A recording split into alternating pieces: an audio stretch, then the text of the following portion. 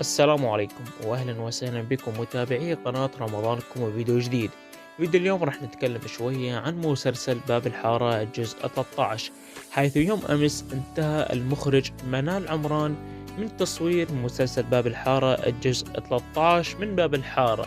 مسلسل باب الحارة أحداث الجزء 13 راح تكون كالآتي: تنتقل الأحداث من حارة الصالحية إلى حارة الضبع، وتدور الأحداث بعد زوال الانتداب الفرنسي وإعلان سوريا دولة مستقلة.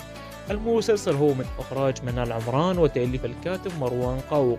بطولة هذا العمل كل من نجاح سفكوني ورضوان عقيلي وفادي خطاب وروعة ياسين ورنا الأبيض ورباب كنعان وعلي كريم وتيسير إدريس وقاسم ملحو ونزار أبو حجر وعبير شمس الدين وهدى شعراوي وسحر فوزي وحسين عباس وزين عطاف ورامز عطلة وعادل علي وغيرهم من الفنانين. المسلسل من إنتاج شركة قبرص للإنتاج والتوزيع الفني، والمسلسل راح يعرض على شاشة سوريا دراما، وأيضا راح نعرض الحلقات كلها على قناتنا على التليجرام. إن شاء الله راح نعلن قريبا على قناتنا.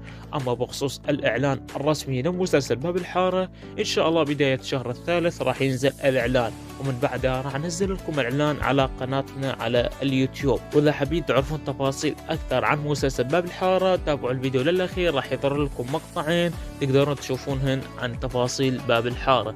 وحين هنا نصل إلى الختام. لو عجبك الفيديو أتمنى من حضرتك تدعمنا باللايك والاشتراك في القناة وتفعيل زر التنبيهات حتى يصلك كل شيء جديد وحصري على القناة.